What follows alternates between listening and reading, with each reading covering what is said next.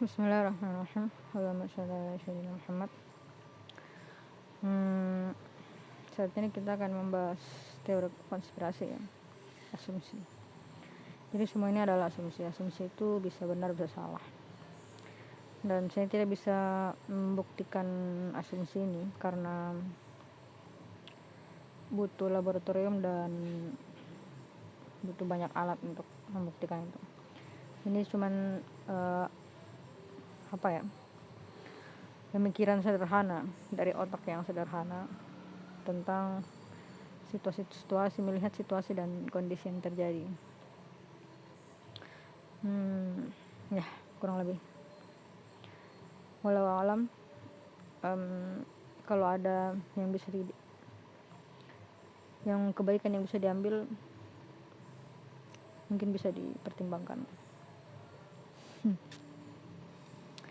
Jadi ini adalah konspirasi ini saya akan jelaskan adalah tentang Wakanda ya. Jika ada sebuah kemiripan di dalamnya, maka itu hanyalah kebetulan semata. Jadi ini adalah pemerintah Wakanda.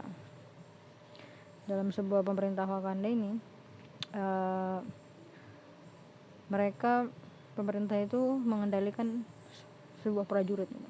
Prajurit itu orang-orang yang memiliki senjata, karena senjata inilah yang membuat sebenarnya dianggap sebagai pelindung. Senjata itu sebenarnya diciptakan sebagai pelindung niatnya, tapi disalahgunakan sebagai pengendali gitu.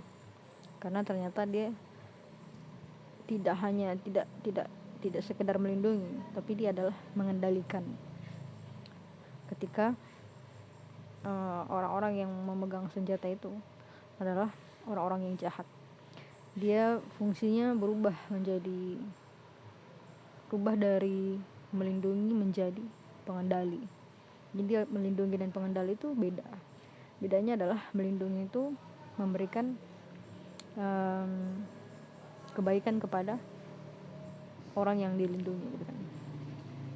Kalau pengendali beda. Jadi dia tidak memberikan kebaikan kepada yang dilindungi, melainkan merampas sebanyak mungkin yang bisa dihasilkan dari sesuatu yang dikendalikan itu, orang yang dikendalikan. Nah, sekarang fungsi dari pemerintah Wakanda ini bukan melindungi, tapi mengendalikan. Pemerintah mengendalikan prajurit, dan prajuritnya mengendalikan rakyat melalui ancaman. Ancaman itulah senjata-senjata tadi itu, supaya rakyat ini tenang. Sedangkan pemerintah dan prajurit ini sama sekali tidak membiayai diri mereka sendiri, tidak. Mereka dibiayai oleh yang mereka kendalikan. Nah, itulah rakyatnya. Makanya saya bilang sudahlah, mungkin jangan di sini. Jadi rakyat ini bekerja untuk pemerintah, dan rakyat juga bekerja untuk prajurit ini, dan mereka dikendalikan oleh prajurit dan pemerintah ini. Jadi pernyataan bahwa kamu tidak mendapatkan apa-apa dari pemerintah kecuali tagihan dan tagihan itulah bentuk bahwa negara kamu adalah bukan negara pelindung. Pemerintah kamu, prajurit kamu bukan lagi berfungsi sebagai pelindung, tapi pengendali. Nah, ketika itu terjadi, maka ya, kalau bersabar dapat pahala banyak, tapi kalau penyumbang banyak ya, artinya orang-orang kaya lah. Jadi kalau kalian orang muslim dan kalian kaya banget, dan kalian hidup di negara seperti ini, kalian dapat dosanya juga, karena mereka menggunakan senjatanya, menggunakan pengendaliannya itu memakai uang kalian. Jadi yang dapat dosanya juga orang-orang kaya yang hidup dalam pemerintah ini. Yang dapat pahalanya ya orang-orang miskin yang menderita, yang harus sabar ya. Tapi ya orang-orang kaya di negeri ini, dia juga akan mendapat bagian dari dosanya gitu. Karena prajurit dan pemerintah ini mengendalikan menggunakan senjata yang hasilnya dari uang kamu, dan kamu hidup kaya ini kan. Dan buat saya sendiri ya, menurut saya pribadi, sedekah kamu gak akan cukup untuk membayar nyawa yang hilang dari pukulan-pukulan yang mereka berikan kepada orang lain menggunakan alat yang kamu yang biayai itu.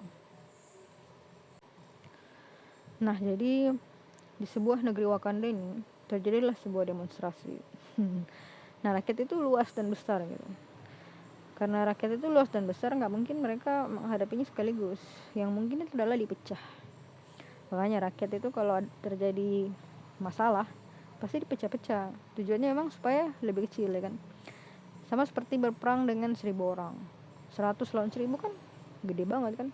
Tapi kalau 1.000 dibagi 3 jadi 100 lawan 300, ya kan lebih lebih lebih mudah kan. Apalagi mereka pegang senjata. Jadi ya, itulah alasan kenapa harus dipecah belah, supaya lemah ya, melemah. Nah, inilah 3 orang yang dipecah belah, tiga bagian lah yang dipecah belah. Yang pertama adalah demonstran, aktivis, orang-orang yang berteriak keadilan, seperti aktivis HAM mungkin ya, semua aktivis lah dan para demonstran. Dan dalam aksi demonstrasi itu ada para penyusup. Nah, ini yang saya gambarkan tadi ini prajurit ya. Ini gambar prajurit. Jadi ada prajurit yang nyamar di bagian demonstran untuk apa ya? Menimbulkan anarkisme gitu, supaya massa yang besar dan banyak ini jadi ricuh ya. Karena orang kalau dipukul kan pasti mukul balik ya. Itu udah kebiasaan, kalau mukul ya mukul balik, kalau dipukul balik ya dipukul ulang. Jadi misalnya penyusup ini berpura-pura menjadi demonstran gitu.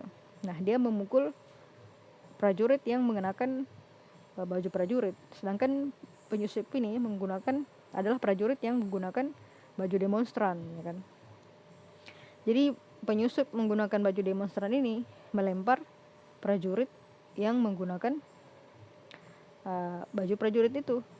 Nah, ketika mereka saling melempar, akhirnya prajurit itu melempar juga dan yang dilempar itu bukan penyusupnya, yang dilempar justru demonstrannya. Demonstrannya balas lagi, jadilah anarkis.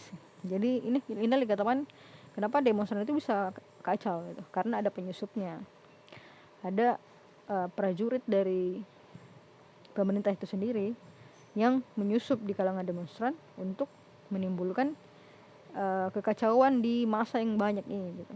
Karena itu tadi hukum reaksi kan, ini sebenarnya hukum fisika juga. Jadi hukum aksi sama dengan reaksi gitu kan. Kalau dibalas ya dibalas lagi, balas lagi, akhirnya ricuh. Inilah kericuannya. Nah, penonton yang dibodohi, tujuannya ini untuk membodohi penonton gitu. Akan ada masyarakat yang dibodohi. Tujuannya memang untuk ini, supaya masyarakat yang bodoh itu ya terbodohkan. Percaya dan akhirnya menyalahkan bahwa kejadian ini dipicu oleh demonstrasi, padahal bukan. Bahwa tujuannya adalah untuk memecah belah ini, dan memang rakyat itu terpecah belah karena ada penonton yang abstain, ada orang masyarakat yang nggak mau ikut, nggak mau masuk gitu. Apapun yang terjadi terserah kalian. Meskipun kalau dia misalnya orang kaya, nah dia akan kena juga nanti batunya dihisap nanti. Ya nggak apa-apa, semua akan terdapatkan dihisap nanti. Yang dapat pahalanya justru orang-orang yang berteriak keadilan, orang-orang yang berteriak meminta keadilan, orang-orang yang berteriak supaya ketidakadilan ini dihentikan. Pahalanya itu ngalir ke mereka. Nah, orang-orang kaya yang diam, yang melihat aja, tidak melakukan apa-apa, justru mereka diam aja karena mereka kaya gitu kan. Kan saya sudah kaya, ngapain saya bantu? Bikin berat hidup diri sendiri ya kan. Ya begitulah, itulah kenapa saya bilang umat muslim sekarang itu lucut kan. Karena lebih senang hidup tenang daripada berperang dengan orang-orang jahat. Semoga nanti Imam Mahdi cepat-cepat datang lah. Supaya orang-orang seperti ini memaksakan dirinya untuk memerangi orang-orang jahat, karena sudah menjadi kewajiban kita untuk menegakkan keadilan. Ya, wallahu alam. Dilanjutkan di next video.